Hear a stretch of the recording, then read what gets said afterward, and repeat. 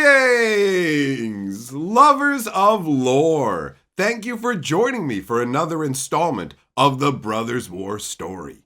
In our previous installment, Lauren had just left the service of Urza and joined up with the scholars of the Ivory Tower. And as a group, they had turned their collective minds to trying to figure out how they were going to handle these two warring brothers. Now, in the current installment, we find Urza being elevated to the position of Lord High Artificer and Protector of the Realms. And Tano has also been given a promotion. He is now Chief Scholar. So, Urza is in charge of both Argive and Corliss as a result of this. Now, this wasn't Urza's doing. It was actually the nobles of these different kingdoms that came together and essentially forced it on the old king and, in a way, Urza. And Urza ends up agreeing. He meets with the different nobles and merchants and does what's necessary to impress them. He's building a huge array of constructs, so when he shows these individuals what he's capable of, they give him more resources to do what he does. He ends up being declared protector of all lands not currently under Phology control. So basically all lands that aren't under the control of his brother Mishra. Now, this new position comes with an absolutely ridiculous costume that he is to wear as well, including a gigantic, heavy mitre. Now, after the ceremony where he was given this title, Tano looked over at Urza and mentioned that he was genuinely surprised because Urza seemed really happy with the outfit he had been given. And Tano said, "Urza, normally you don't really care about how you look in presentation. I'm surprised you genuinely care this much." And that's when Urza takes the mitre off and he flips it over and shows Tano what's inside of it. He's like, "You think I'm a vain old man, do you?" And then Tano sees inside the mitre are tons and tons of perfect, flawless power stones that have been sewn into the lining of the mitre. There is a mind-boggling amount of these things. Things are going well for Urza at this point. At the same time, things are going quite poorly for Mishra. The nation of Sarenth had not given in, and as a result, Mishra was forced to launch a full-scale siege of the nation. And his mines were running low. The mountainsides had been stripped for resources. Both Yosha and Zegon were running out of troops for him to bring in. And on top of that, Sarenth was accustomed to being attacked by its neighbors. So this was no new challenge for them, but they were providing a real challenge for Mishra. Basically, Mishra was going to be forced to relocate his base to another location called Tomokol, which was closer to Sarenth. Now, the Brotherhood of Gix had infiltrated Mishra's camp, and they had been given instructions by the demon Gix specifically to summon him if Mishra was to relocate from the position he was in. So, once they learned that Mishra was planning to relocate, the brothers all gathered together and they chanted a low dirge while carving symbols in the air. There was 24 of them. And as a result of their ritual, there was a pillar of black, greasy smoke and the smell of burning oil. And out of it, Gix appears. The Gixian priests fell to their knees in worship, and Gix rewarded them by bestowing a touch of phyrexia on them. It corrupted them while also giving them a blissful stupor. As they fell to their knees, half insensate, Gix stepped out into the night. It wasn't long before he encountered one of the Su-Chis that Mishra had built to guard the camp. But Gix, being who he was, a pure Phyrexian demon, was able to reach out into the Su-Chi with his mind and alter it so that it would not see him as any threat and not set off an alarm. Gix ends up sneaking into Mishra's tent, and Mishra is asleep. Gix just wants to get the Power Stone and be done with it. So he goes over to Mishra fully intending to cut his throat. But as he gets close, the Power Stone around Mishra's neck flares to life with an angry green glow. And Gix found that he wasn't able to move. He couldn't press his hand forward any further. And he found that to be incredibly puzzling. Power Stones like this shouldn't be offering personal protection to their bearers. So Gix just decided that first he would take the Power Stone, and then afterwards he would deal with Mishra. Almost as if in response to his thoughts, the stone started to pulse with the green light, and then a moment later, Gix started to burn and smoke. It took a moment for him to realize that the Power Stone had actually tried to dominate him, then had realized that he posed too much of a threat and rejected him. And that smoking, burning feeling was actually the rejection of the Power Stone. Gix was intrigued. Did this broken Power Stone now consider Mishra to be its other missing half? If he was to reunite the two halves of the stone, would he then be able to take them back to Phyrexia? Clearly, there were better things to do here than kill Mishra. Instead, Gix decided he would recruit him and ultimately change him for Phyrexia's benefit. Now, Gix had been on Dominaria long enough that he had attuned himself specifically to the caves of Koilos. He could use teleportation magic to send himself back there whenever he desired, and he did so at this moment. Once he arrived back, he sent the Gixian brothers who were still at Mishra's camp in that stupor new dreams with new commands. Now they were to remain with Mishra. They would be there much longer than originally planned. The Brothers' War raged on. Refugees flooded into Teresia, the city of scholars. Felden actually ends up with an amazing find. Umok fishermen found this Silex, and it's an ancient magical device. And by studying it, Felden is able to learn that it is from a place called Golgoth. And there are glyphs on this bowl, multiple languages. There's Thran writing, it's also in philology, and it is very powerful language that is written there. It talks about the end of the world. Specifically, it says, call the end, fill with memories of the land. Now, Felden has no idea what this means. He is a scholar of languages, but he doesn't really have much in the way of knowledge about artifacts. So at this point, he turns to the newest scholar who's joined them, Lauren, and asks her opinion about the device. After Felden explains to Lauren what the device might be capable of, she's very skeptical and waves it away. He then invites her to actually reach out and touch the Silex. And when she does, she's absolutely stunned. There's this incredible, unsettling feeling that nestles down upon her. The entire world dims as if the light is being stolen, and the hand that she is holding the Silex with goes numb. At that point, Lauren's skepticism diminished considerably, and they both started to speculate, what does fill with memories mean? Felden asked her, has Hercule taught you any of her new meditation techniques? She meditates on the waves of Latinam, her homeland, and it sustains her. But at the same time, whenever she does these meditations, inexplicably, her home will be organized, and no one will remember having touched any of these things or moving them. This was too much for the practical Lauren to accept, and she waved it away as if he was just talking silly nonsense. So they decided they would store the Silex in a safe place. Clearly, it was an object of power, and they would tell only the Archmandrite who was in charge of all of the scholars.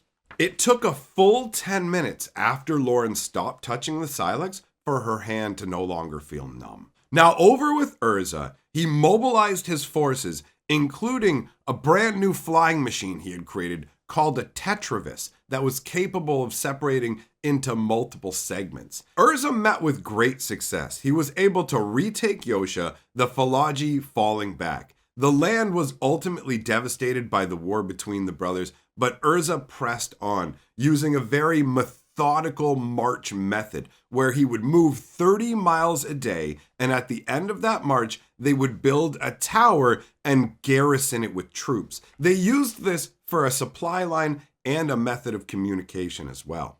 At this point, Mishra's established himself over at Tomokul. He's built more dragon engines, and he's even managed to build one that flies. And Ashnod's transmogrants have also been upgraded. They were trained to start pulling the clay off of the clay statues, and they do it so quickly and relentlessly that the clay statues aren't actually able to regenerate themselves. So now it's a completely different story when it comes to the battle of these constructs. Mishra's side has a definitive advantage with theirs. So the battle is going against Urza now.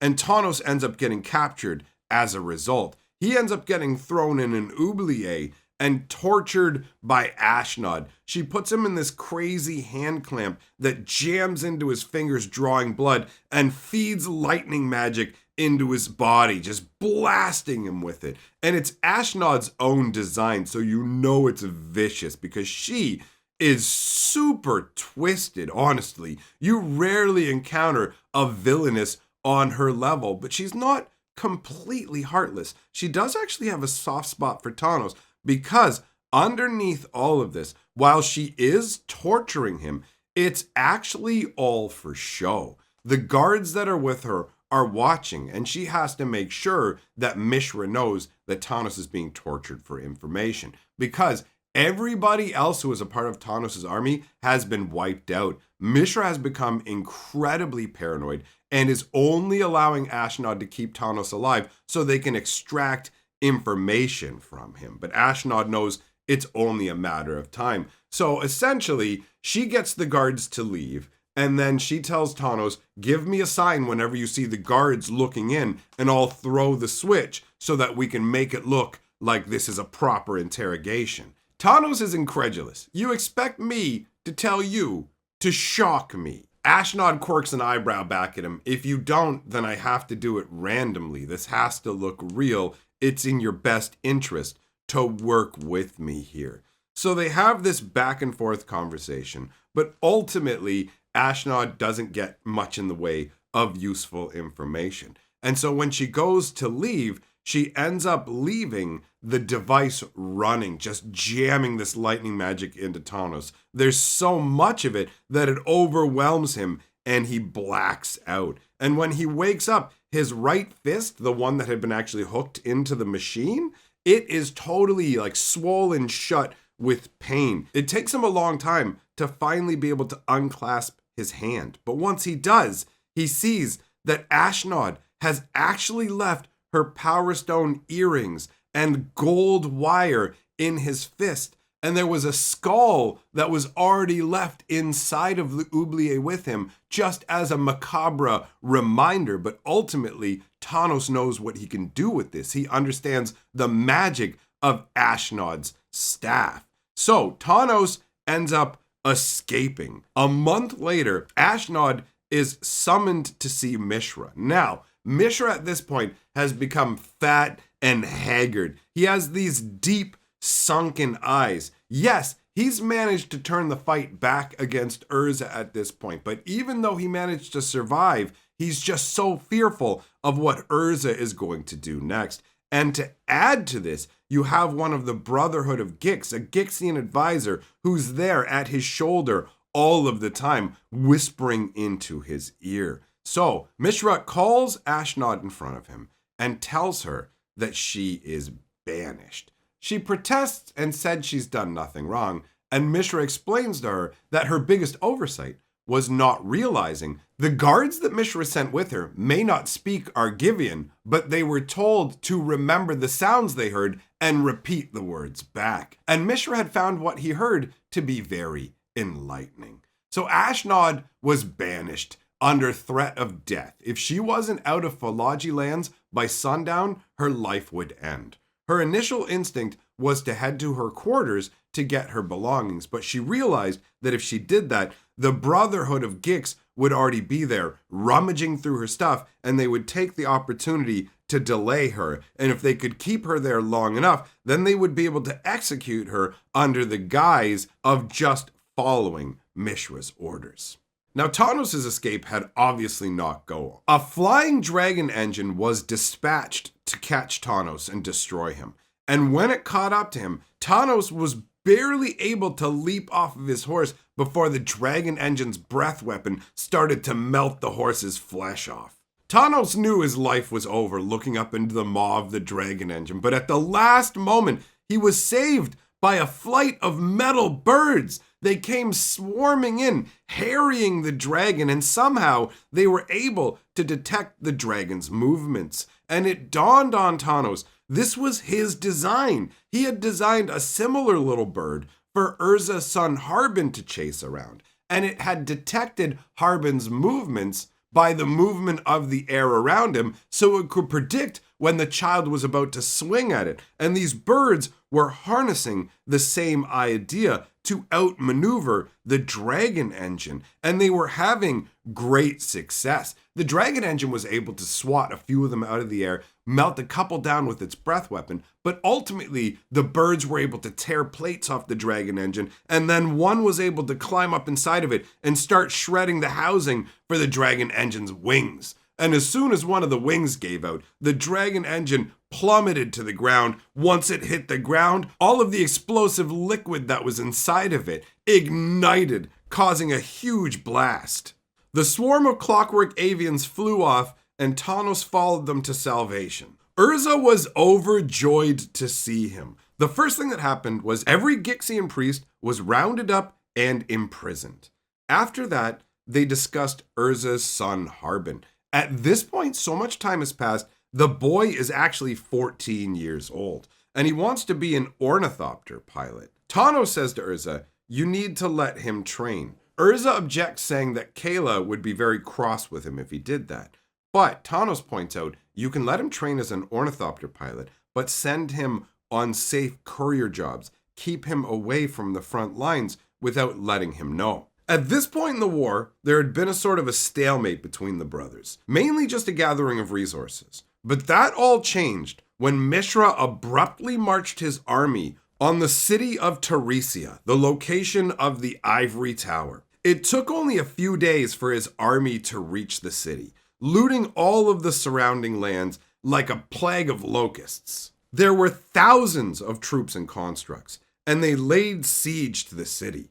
At first, they sent in a flying dragon engine, hoping to quickly overwhelm the city's inhabitants, not really anticipating that the city itself was equipped with protective magics that immediately disintegrated the dragon engine. So Mishra's army settled in for the siege, while the scholars sent out a series of negotiation offers. Each of those was met with the execution of the messenger, so it didn't take long before no new offers of peace were sent. There would be no negotiation. Now, the scholars had made an incredible discovery. They had learned the secret of mana, and I don't mean the Super Nintendo game. I mean actual magic, drawn from the memories of the land. So, when the Gixians that were inside the city ultimately betrayed them and threw open the gates of the city, and the dragon engines and other forces of Mishra surged forwards, they weren't anticipating the lone mage Hercule standing before them and blue waves of magic emanating off her as she focused on memories of Latnam. And that magical energy coruscated off of Hercule and surrounded the oncoming army. And to the disbelief of everyone assembled, all of the dragon engines there were just unmade. They simply ceased to exist, with nothing of them left. This incredible high was followed by a terrible low when the soldiers that were left over immediately swarmed Hercule and jammed their spears into her body, swarming her under. Her husband Drafna tried to cut away to her, but there was too many people and there was nothing he could do. A fire of madness lit in his eyes at that moment, and it didn't go out for the next year that the siege lasted. The city itself was lost. Only the towers were able to be salvaged, the scholars retreating into them and collapsing the tunnels to the city and sealing off the windows so that the smoke wouldn't be able to get into them. Drafna was madness incarnate. He was unable to accept the loss of Hercule. He intended to gather all of the artifacts and lead one grand charge, he called it, but everyone else knew it was a fatalistic way for him to end his own existence. So in secret, Lauren and Felden got together to discuss the Silex, ultimately deciding that Drafna was too unhinged. He couldn't be trusted with something that could end the world, because Drafna's world died with his wife. Now, because Lauren didn't believe in the concept of magic, she had never properly applied herself to the study of it. As a result, she wasn't actually capable of activating the Silex using magic. So it was decided she would be the best one to take the Silex and escape, especially since Felden had a lame leg and required a cane to walk. So in the chaos of the siege, Lauren was able to escape out through a secret tunnel, and she joined a caravan of refugees. Things went well for an entire month when unfortunately an avalanche collapsed down on the caravan she was traveling with, and everybody ended up getting wiped out. She was the lone survivor, laying on the ground with her ribs crushed, the Silex having fallen out of the bag she was carrying it in, laying on the ground beside her, just out of reach. She thought that it was bandits, perhaps, and realized that the avalanche was actually a trap.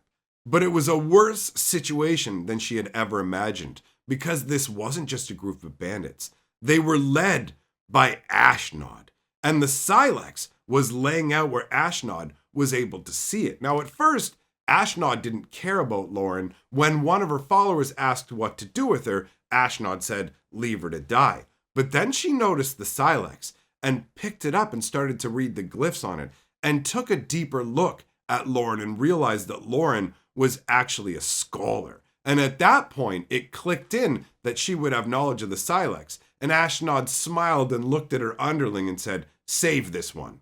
Now, Lauren was terrified. She had already heard of Ashnod's cruelty. She knew about the transmogrants. So in sheer terror, she starts trying to move enough so that she can bleed out and die rather than be the captive of this monster. And as Lauren blacked out from the pain, her ragged gasps were punctuated by Ashnod's mocking laughter. All right, my friends, that ends this installment of the Brothers War story. I hope that you enjoyed it. If you like what we're doing here, then you can join the channel membership or our Patreon to support it. A big thank you to all of our patrons for supporting this channel. And my friends, the next installment is the final installment. So I will see you for the climactic end to the Brothers War next time. And in the meantime, go watch some more lore, because remember, lore is life.